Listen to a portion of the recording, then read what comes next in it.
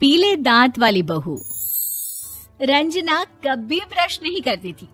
उसे कितनी बार उसके माँ बाप ने डांटा, लेकिन उसका कोई असर उस पर होता ही नहीं था, जिस कारण से उसके दांत पीले पीले हो जाते हैं। शादी के बाद। अरे बहू, वैसे तो तुझ में कोई कमी नहीं है, पर तेरे दांत इतने पीले कैसे हैं बेटा? कैसे मतलब?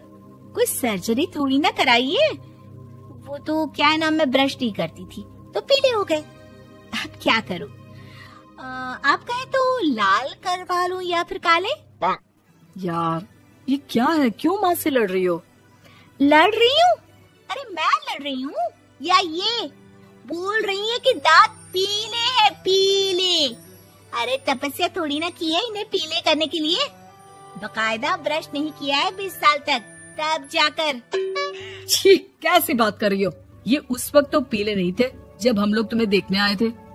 अरे तब साफ करवा लिया होगा डेंटिस्ट के पास जाकर। अब देखो कैसे पीले पीले लग रहे हैं। रंजना सास की तरफ गुस्से से देखती है। फिर शुरू हो गई पीले पीले पीले। अरे पीले तो तब भी थे जब मेरे हाथ का रसगुल्ला उड़ा उड़ा कर खा रही थी और बोल रही थी, लड़की नहीं गुणों का खजाना दे रहे भाई साहब आप। खैर, अब वो लोग करते भी तो क्या करते, पीले दांत वाली बहू पल्ले पड़ी थी तो झेलना तो था ही। एक दिन कीर्तन में रंजना गाना गा रही थी। अरे कमला बहन, माँ का द्वार है, यहाँ तो सब शुद्ध होकर आते हैं, फिर अपनी बहू को ब्रश भी नहीं करवाती तुम। दूर से पीले पीले दांत भक्ति में बाधा उत्पन्न कर रहे हैं। और कोई 2 साल के बच्चे थोड़ी ना लेकर आई हूँ मैं बहू बनाकर। अच्छी खासी लड़की है, अरे कैसे करवाऊं ब्रश? ये तो उसे खुद करना चाहिए ना।